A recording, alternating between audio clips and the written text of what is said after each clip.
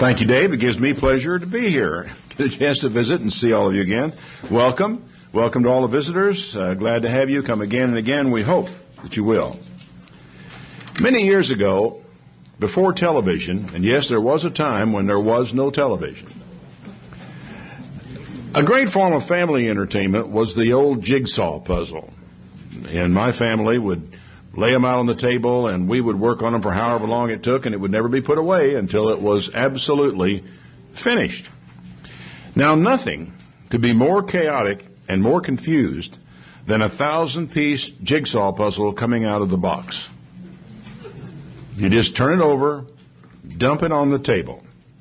Most of us adopt a system to dealing with a puzzle like that. What's the first thing we do? What's that? Color? Oh, no, you got to turn them all right side up first. Yeah, you got to get them all right side up. Then you start the sorting by color process, sort of, generalized, while you are looking for corners and edges, right? This is the system. All of you are very familiar with it, so you're able to answer my question. Probably one time or another you've done precisely that. Why do we do it that way? Because it's logical. It's logical.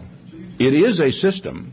It is an approach that is, a logical way of going about it. Now, suppose you could open the box, take one piece out and say, is this an edge?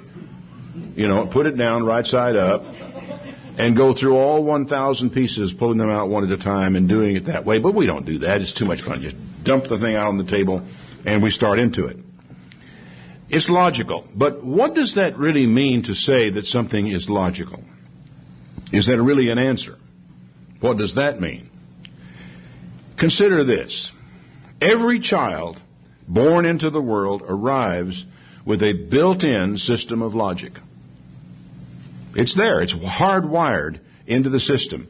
We don't have to be taught it. It's there. We should realize that because the brain itself is a system, and it has to be set up to operate, and to operate it needs an operating system, just like your computer needs an operating system. It may be a Mac, it may be a PC, and although those operating systems there are different, but with human beings, they're not different. All the operating systems in human beings are the same. The brain itself is wired according to a logical system, and the mind grows out of that system and therefore is itself logical. It does not necessarily stay that way, as I think many of you may be able to testify with your experience of a person sitting next to you. I'm sure that many of you will agree with that. Now, Paul did not use the language of, he didn't call it logic. He didn't use those terminology when he talked about it. But it's very plain that Paul also understood that human beings come out of the box with a system. They come out hardwired with a set of logic. Now, as I've said sometimes, one of the reasons why God gave us the system of logic that we operate on is so that He could communicate with us and we could communicate with Him. That we are able to operate on the same wavelength with God up to a point, as far as the human system will allow us to do. But here's what Paul had to say about this in Romans chapter 2, verse 14. Indeed, when Gentiles who have not the law do by nature things required by the law, they are a law for themselves, even though they do not have the law. Now, boy, that is pure Paul. And that is a confusing sentence and very difficult to follow. But basically, here's what he is saying, that the Gentiles, they don't have the law as you and I use the term. They don't have the Torah. But they still do by nature the things that are contained in the Torah. How is that? He says, well, they show that the requirements of the law are written on their hearts, their conscience bearing witness, and their thoughts now accusing, now even defending them. In other words, Gentiles, without any knowledge of the Torah, still have a fundamental knowledge of right and wrong. Now, where did they get that?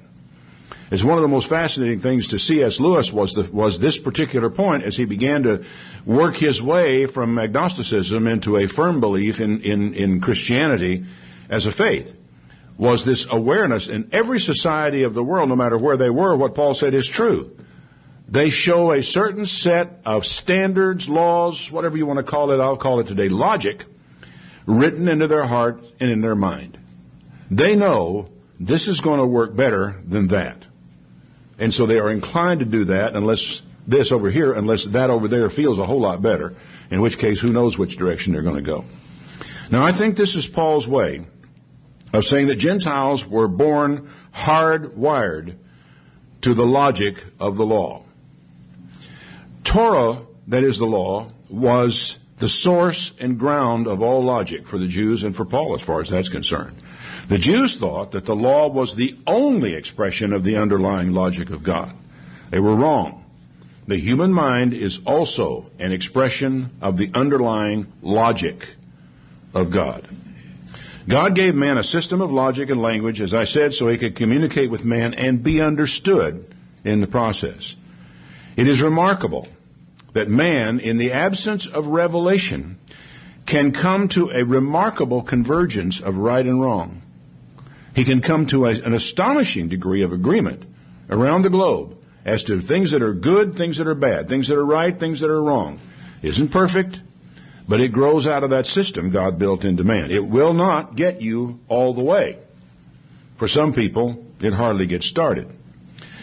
Everyone knows there is a difference in the way we respond to this.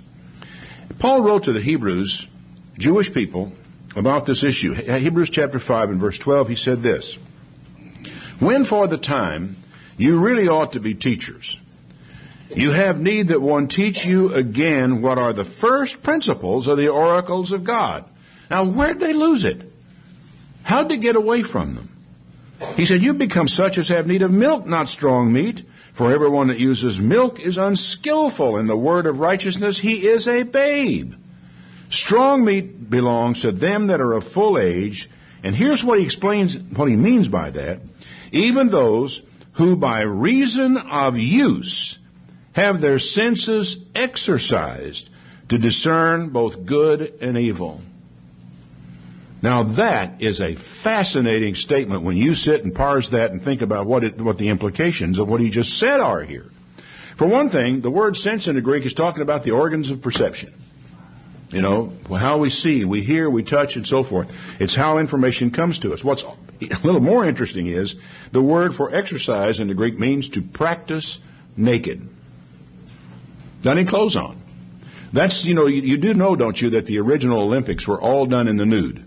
Nobody wore any clothes in those days when they competed in the Olympics. And the word for gymnasium comes from the word here that is translated to exercise.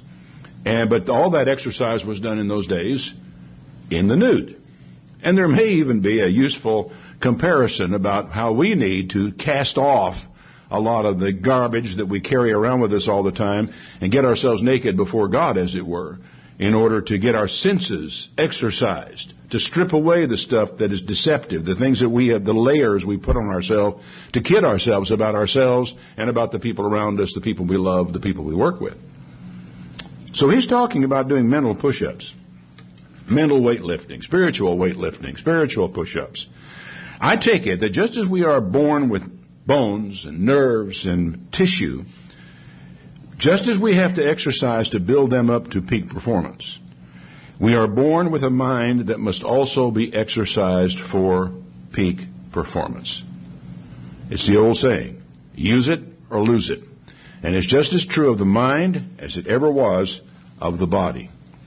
Now, I think that there's been a wrong tack taken somewhere back down through the history of nearly all Christian people, ourselves even included, as to understanding what the law is all about and how it is used to make us stronger spiritually and mentally in the same way that the weekly workout 3 times a week makes us stronger in bone and body. In the 119th Psalm, there is this fascinating, long paean he does here of glorifying the law, and I still don't think too many people don't understand what it is he's saying here. In the 119th Psalm, in verse 9, he starts off by saying, "How on earth is a young man going to clean up his life? Wherewithal shall a young man cleanse his way? Answer, by taking heed thereto according to your word." What does that mean? It means you start paying attention.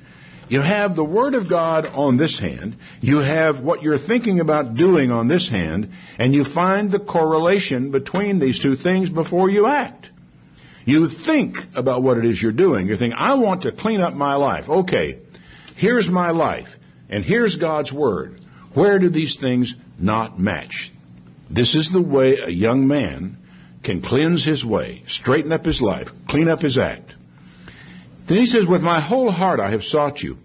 Don't let me wander from your commandments. Your word have I hid in my heart, that I might not sin against you. Blessed are you, O Lord. Teach me your statutes. With my lips I have declared all the judgments of your mouth. I have rejoiced in the way of your testimonies as much as in all riches. I will meditate in your precepts. I'll have respect unto your ways. I will delight in your statutes. I will not forget your word. Now, in these verses in here, in fact, I think in the first 9 verses of the Psalm, you find no less than 7 or 8 different synonyms for law, and they are just tossed back and forth, and they really are used in this Psalm as synonyms. Thy word, your way, your judgments, your statutes, your testimonies. And I wonder how many people realize that the Ark of the Covenant was originally called the Ark of the Testimony. And you know why that was? Because the 10 Commandments were referred to originally as the testimony of God. You know, if you're going to call God to the witness stand and ask Him to testify, what are the things to which God would testify? They are the 10 Commandments. And so when you find this word testimony in through here, for those people, that was their way of saying the 10 Commandments, the statutes, the judgments, and so forth. The testimony of God is the 10 Commandments. Just about everywhere you find that expression in the Old Testament. So his mental push-ups included concentration, attentiveness, memorization, and meditation.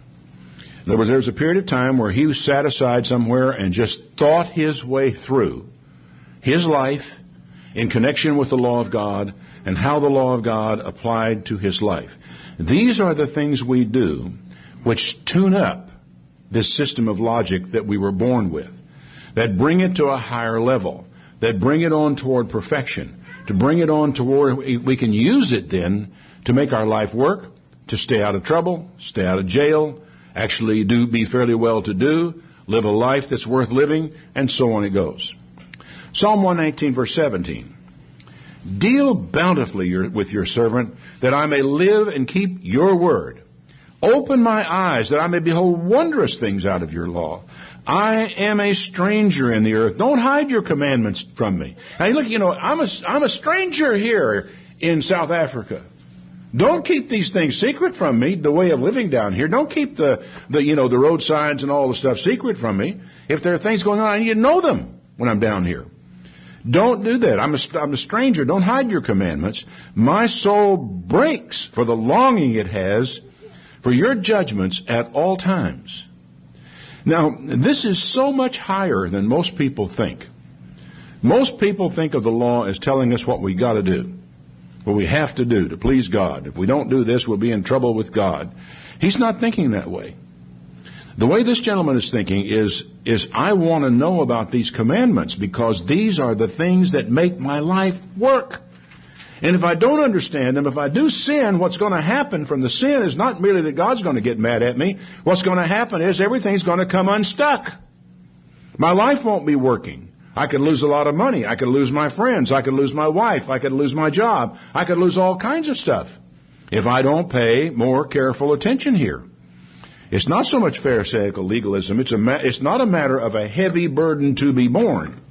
It is a matter of a man in business facing a decision that requires sound judgment and discernment.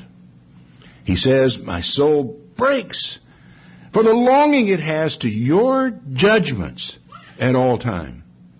I want that level of judgment in controlling my business, my life, my family, the things that I have to do. Open my eyes that I can see this clearly, he prays. My heart is breaking to know what your judgment would be here. What he sees in the law is a divine logic that transcends what he can see on his own. And he wants to be able to reach out there. He wants to get out into that unseen territory. He wants to find out how I can actually use this. Verse 29. Remove from me the way of lying. Grant me your law graciously. I have chosen the way of truth. Your judgments I have laid before me. I have stuck to your testimonies, O Lord. Put me not to shame. I will run in the way of your commandments when you will enlarge my heart. Catch this. Not just remove the way of lying from me. Get me away from the way of lying. There is a way. I mean, people live this way all the time in this world we're in. I mean, it is a way of life with people to just lie, lie, lie, lie. If you don't think so, watch all these political talking heads on television. How can you tell if they're lying? If their lips are moving. And he contrasts, get me out of that way of doing things. I have chosen the way of truth. Now, I don't know if we understand how hard a way that is. That's a tough challenge, the way of truth. If you think it's a difficult job making up your mind to take off work on the Sabbath day and risk losing your job, you still aren't there by a long shot. The really hard part is the way of truth, which you have to start telling the truth to yourself so that you can tell the truth to God, which will then enable you to tell the truth to other people, even when that truth is uncomfortable, even when it hurts, even when it's painful to you, even when it costs you something, that you tell them the truth. You don't use a poll to find out what people want to hear and then tell them what they want to hear, even though it's not the truth. That's a different way. Now, the system of logic that human beings operate under gets corrupted. It gets corrupted because we lie sometimes and get away with it. It gets corrupted because we lie and nothing terrible happens to us, or even if it does, we recover from it and go on. And every time we do this, we degrade the system of logic that God caused us to be born with. And it will no longer hold like it might have at one time. I think it's the 59th chapter of Isaiah that lying is connected firmly to a systematic loss of judgment, the ability to make good decisions. Once you start lying, it isn't as though you can lie to somebody else and they are the receiver of the lie, but you're still over here just like you always were. No, that's not true. Your own system has begun to become degraded by this. And as a result of it, your judgment goes south on you. Very clear in that chapter of Isaiah. Now, all this is related to his opening statement where he says, remove me from the way of lying. Nothing can do more damage to your judgment, your good judgment, than walking in the way of lying. Every child that is born into the world is born with a built-in lie detector. It's part of that system that we were given. As we grow up, sometimes it seems to work and sometimes it doesn't. Now, that's an interesting question all by itself, because there are times when we're just as sure as we are of sunshine that this guy's lying to us. Sometimes, though, we get blindsided and we don't recognize it. What makes the difference between them? Well, in the first place, if you lie yourself, you have degraded your own lie detector. I don't know if you've ever heard this or not, but it's by the way, a saying among people who make their life selling stuff, that there is no bigger sucker for a sales pitch than a salesman. They will fall for it every time. Why is that? Well, it's because they have lied so long about in their sales pitches that they are a sucker for somebody else's lie. So if you're going to actually keep your lie detector alive and well, you've got to tell the truth. You cannot lie yourself. We also degrade our lie detector by not listening to it. I know there are times when it's awfully hard to admit to yourself that old Joe Blogg over here is lying to me. He's just lying in his teeth. And you don't want to think that. You want to think, no, he wouldn't be lying to me. I mean, we've been working together all this period of time. We've been on a job together, and he wouldn't tell me something that wasn't true. And so we decide to believe something, even when we have every reason in the world to disbelieve. And right there, you knock another chink out of your lie detector. You degrade that part of your software still further to where in the future you will be more vulnerable to lies than you are today. And that's not not a very pleasant thought. Paul wrote to the Thessalonians, and he was writing to them about the last days. It was an interesting thing. I think in many ways, Paul had kind of caused them to get confused by his first letter. And this occasioned the second letter, where he has to tell them in much more explicit terms about what's going to be happening at the end time. He speaks of this man of sin guy, and you find it in 2 Thessalonians chapter 2, verse 9. 2 Thessalonians 2, verse 9. Even him, whose coming is after the power of Satan, or the working of Satan, with all power and signs and lying wonders, and with all deceivableness of unrighteousness in those who perish, because they receive not the love of the truth, that they might be saved. Now, there are people who love the truth, and there are people who don't love the truth. And of course, in some degree, that depends maybe on what you mean by the truth. Do you mean the Bible, that's the truth, thy word is truth, and so forth? Or do you mean the way things are, the facts on the ground, and somebody tells you what they are, and that's what they are, then that's the truth? I think he's talking about that right here. Okay, and for this cause, God shall send them a strong delusion, that they should believe a lie, that they all might be damned who believe not the truth, but had pleasure in unrighteousness. Now, why do people make this kind of mistake? Because you can see that they do. Paul says they're going to, and in fact, in your own personal experience, you know that's true. I mean, you probably know somebody who probably not write their name down on a piece of paper as to somebody who is prone to believe lies. People actually believe lies. I think the primary reason they do so is because they want the lie to be true. They want to believe it. They want to think it's that way, for whatever reason it may be coming. You tell people what they want to hear, chances are they will believe you. Whether it's true, whether it's not. If it's what they want to hear, they'll believe it. You may all remember the example of Dan Rather in the last presidential election, where they ran a story that did not fact-check the story, and they had documentation which turned out to be forged. And here is one of the three biggest news networks in the world, with their anchor man, their key person, a man with a reputation of being a great journalist, who falls flat on his face, a sucker punch to him about a document that was forged. Now, most people who have evaluated, many people I should perhaps say the reason they fell for this was because they wanted the story to be true. They wanted to believe that this was the way it was. They thought, George Bush obviously should not be president. And having made that decision, they then followed through with the second part of the decision. Therefore, this statement, which might keep him from being president, has to be true. Now, there's probably more to that. It fit with an established worldview, with a way of looking at the world, the events, at people.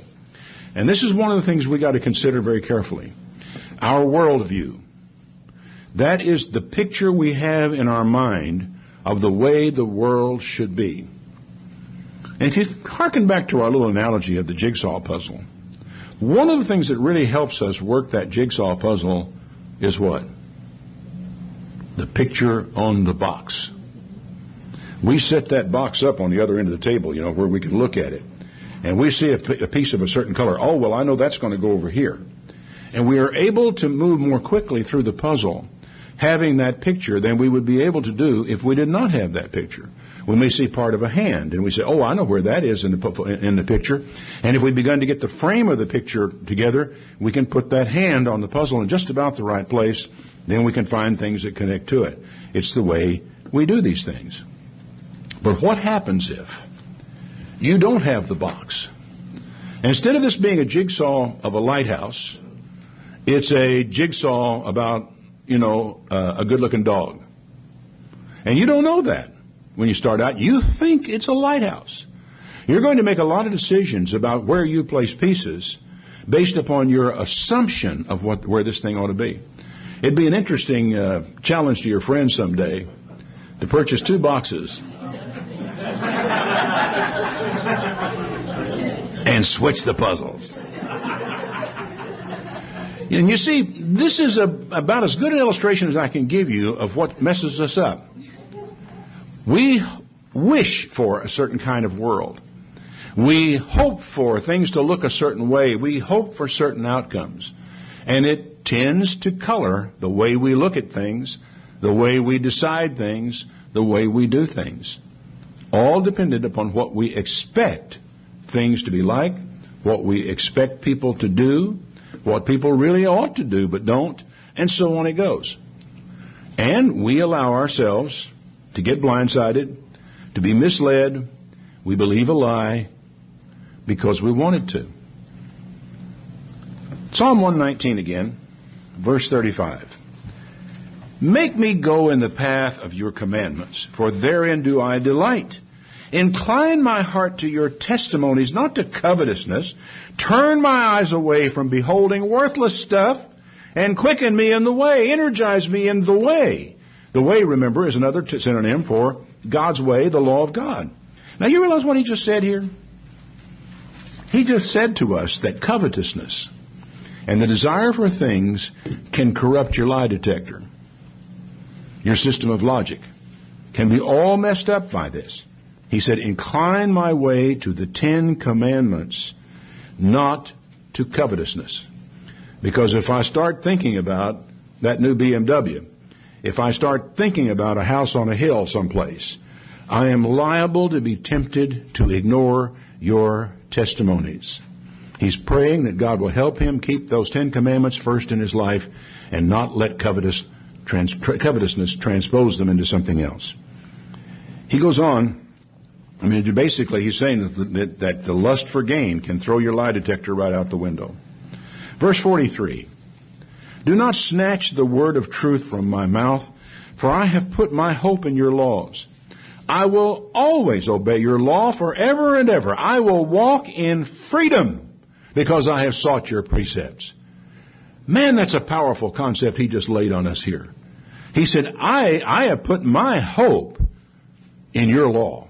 I'm pinning all my hopes on that. I'm depending on that. I trust that your law is going to put my feet in the right path. And I will walk in freedom because I have sought out your precept and because I'm going to walk in your laws. There's a truth here of staggering proportions. The connection between the word of truth and walking in freedom. James in his epistle calls it the perfect law of liberty. And there are some fools who call it a yoke of bondage. It's really stupid when you think about it. God says on the Sabbath day, 6 days shall you labor and get all your work done. The 7th day, we're going to take the day off. You're not required to work. That's a yoke of bondage. Never made sense to me. Now, I'm constantly amazed at the fools who look at this law as a yoke of bondage, but they do. It is the ground and source of all freedom. What is? The law of God. Because the law of God is consonant with that law that all of us are born with. The logic, it is a statement of the logic of God, which the logic with which we are born with is designed to operate. And consequently, if we can just remember it, it will become the source of liberty and the source of freedom. It is the people who cannot bring themselves to live by the word of God. Those are the people who will be in bondage. Verse 63. I am a companion of all them who fear you, and of them that keep your precepts. The earth, O Lord, is full of your mercy. Teach me your statutes. And this gets down to that old idea. A man is known by the company he keeps. Who are you hanging out with? Are you hanging out with people? Are you a companion of people who fear God? That's where you're spending your time. Because this is where you are reinforced. That lie detector you were born with, that system of logic you carry around with you wherever you go, is reinforced by people who think and act logically. Important concept. If you hang out where the truth is valued and lies are condemned, you will be where you belong. Verse 65, Psalm 119, verse 65. You have dealt well with your servant, O Lord, according to your word. Teach me good judgment and knowledge. Now, where are we going to get that? That's clear. It's from the law. He says, before I was afflicted, I went astray, but now I have kept your word. I have prayed that prayer, my own self. When I have gotten in trouble, when I have really messed up, and when I have been in my prayer closet, really depressed because of the stupidity or something I have done, and things have really gone bad, I come back to God and I say, before this bad thing happened to me, I was starting to go astray. But this has brought me back. This has put me on my knees again. It's made me realize what I was doing wrong. And the thing about it is, when you have the law of God, you have the basis for sorting this out. Without it, you have to rely on yourself, which you may already have decided and learned how to lie too well. He goes on to say, you're good, and you do good. Teach me your statutes. The proud have forged a lie against me. Doesn't matter. I am still going to keep your precepts with my whole heart. Their heart is as fat as grease, but I delight in your law. It is good for me that I have been afflicted, that I might learn your statutes. Now, we all understand with little children, sometimes that system of logic that God built into them has to be reinforced, don't we? In fact, I have an idea, an awful lot of you people here have had it reinforced on your little bottom as you were a child, so that you would know and realize that when you were told to do something, you were expected really to do it. And thereby that whole system of recognition of the wisdom of your parents, the authority of your parents, could then later on be transferred into a respect for government, a respect for authority, and those things which enable you to function well in society. It's a big thing that he's telling here. He goes on to say in Psalm 119, it's where I am. The worst thing that can happen to us, based upon what I read right here, is to have life too easy. Because by and large, when things are going well, when everything is working in our lives, we start assuming that we really are doing just fine. That God's pleased with us. Our life is working. Everything's going real well. And it doesn't make any difference whether we're doing the right thing or not. What we may be doing is just getting away with it. It's good for me that I have been afflicted, that I may learn your law. Affliction gets us back where we belong and wakes us up. It's the old saying, this guy gets slapped across the face in the movie and he says, thanks, I needed that. Psalm 119, verse 97. Oh, how I love your law. And you can begin to understand this guy. The reason he loves the law is because of what the law gives him, not what it takes away. He said, it's my meditation all the day. You, through your commandments, have made me wiser than my enemies. What would you give to be wiser than anybody who opposes you? To be smarter than the smartest, the sharpest knife in the drawer, the smartest guy in all this group. Well, that's what he's saying. You've made me wiser than your enemies. How? Through his commandments, statutes, and so forth. I have more understanding than all my teachers, for your testimonies are my meditation. Now, he's not talking about thinking you have more understanding than your teachers. Most of us have been through that phase. He's talking about really having more because of the foundation that you have built on that gives you these things. I have refrained my feet from every evil way that I might keep your word. I have not departed from your judgments, for you have taught me. How sweet are your words to my taste, yea, sweeter than honey to my mouth. Through your precepts I get understanding. Therefore I hate every false way. Well, why not? Because after all, we're talking about making your life work, making yourself comfortable, being well off, being able to do the things you want to do, walking in freedom, and all these things, and knowing where you're at all the time. Why wouldn't he like it? This is perhaps the heart and core of this psalm. The law gives us an edge in life, wiser than my enemies, more understanding than my teachers, more than the ancients. Why wouldn't I love this? What's not to love? And why would I not hate anything that threatened to take it away? When you understand what it's about. Now, by now, we should be beginning to understand what happens to our lie and our truth detector as life goes on. We are given the core logic at birth. Then the world goes to work eroding it, sometimes with our consent, sometimes with our cooperation. Later in verse 105, he says, your word is a lamp to my feet and a light to my path. This is the chosen analogy. The law is not a burden you have to carry or a weight you have to drag around behind you. It is a light to your feet, a lamp to your path, so you won't fall down and hurt yourself. The law of God is given not so much to regulate man as to reveal to man. It is a revelatory thing, not a regulatory thing. It may become regulatory as it was, whenever you're trying to live together as a nation under that law. There are certain regulations that will come into play. But that's not what the fundamental law is all about. Psalm 119, 111. Your testimonies have I taken as a heritage forever. They are a rejoicing of my heart.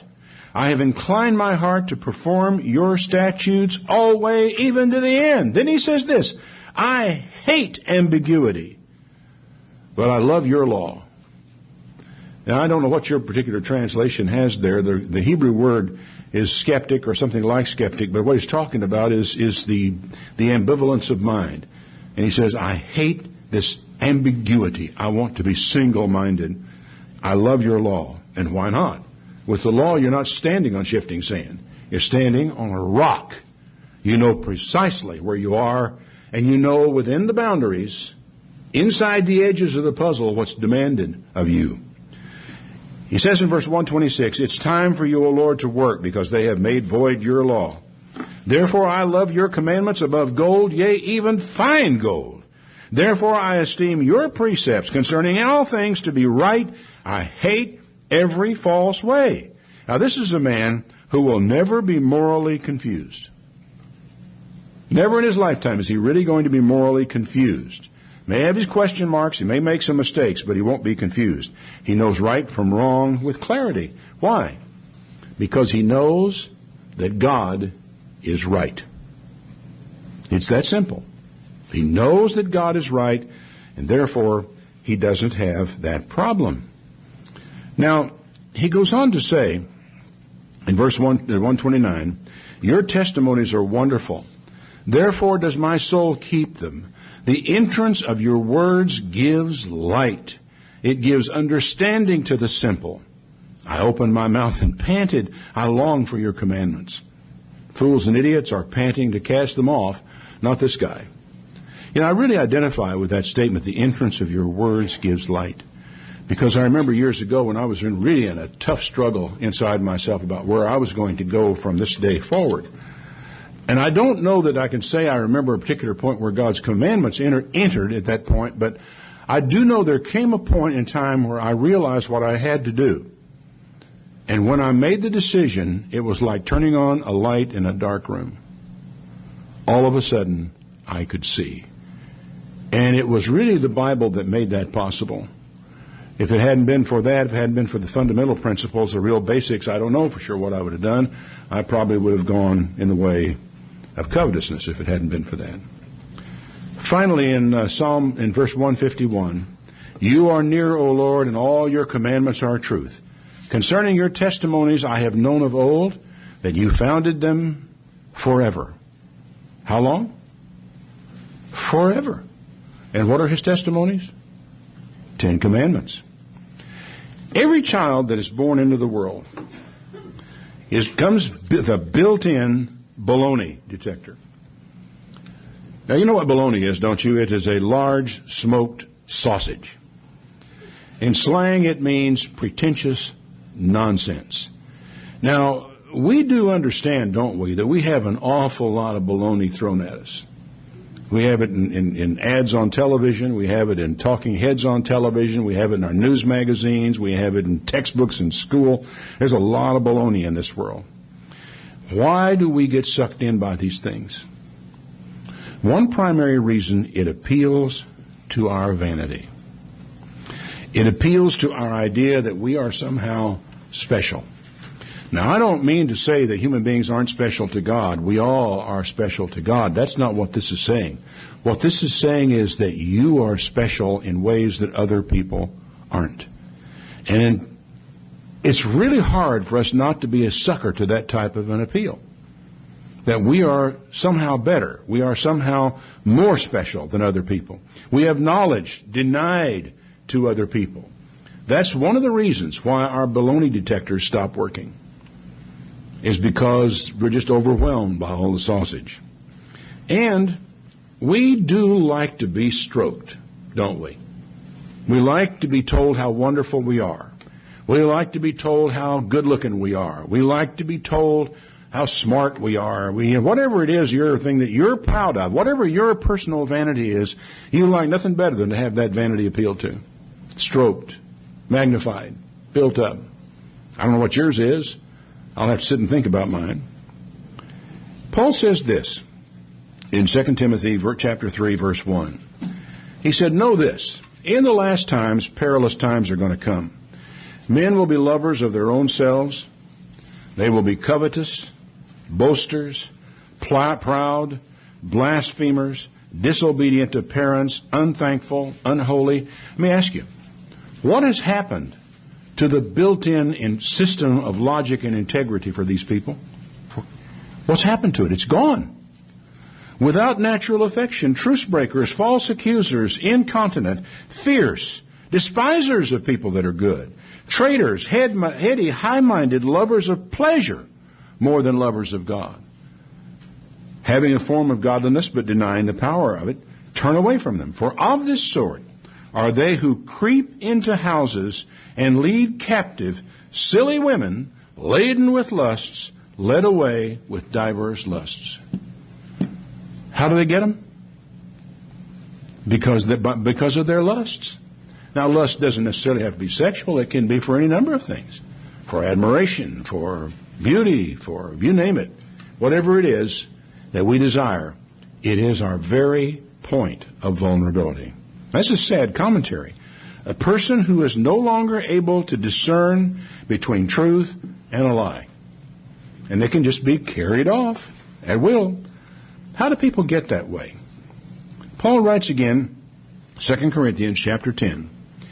He says, "The weapons we fight with are not the weapons of the world. On the contrary, they have the divine power to demolish strongholds.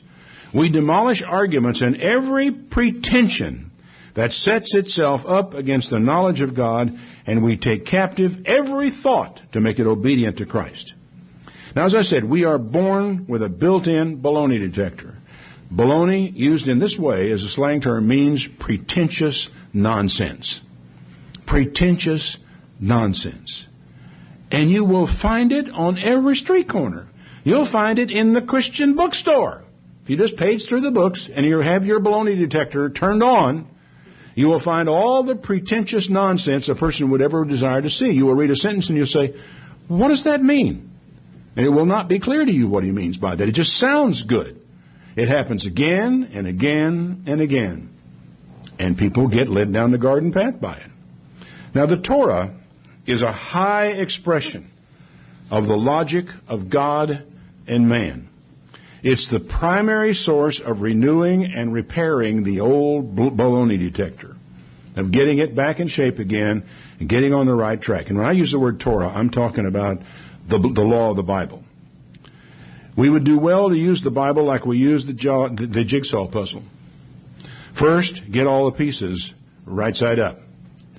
Next, sort them out according to the most obvious principles that you can find. Then locate the boundaries, the corners, the edges, so you can get a proportion of what it is that you're looking for. And be careful about your worldview. Be very careful you have the picture in mind that you're working on. And then be patient. Don't try, like my dad used to joke about doing, to carve the pieces to make them fit where they don't belong. The puzzle will yield to persistence and to patience. Even if it's not a real good puzzle, it will sooner or later yield. Paul wrote to the Philippians in chapter 4, verse 6, "Don't be anxious about anything, but in everything by prayer and petition with thanksgiving, present your requests to God, and the peace of God, which transcends all understanding, will guard your hearts and minds in Christ Jesus. Finally, brothers, whatever is true, whatever is noble, whatever is right, whatever is pure, whatever is lovely, whatever is admirable, if anything is excellent or praiseworthy, think about these things."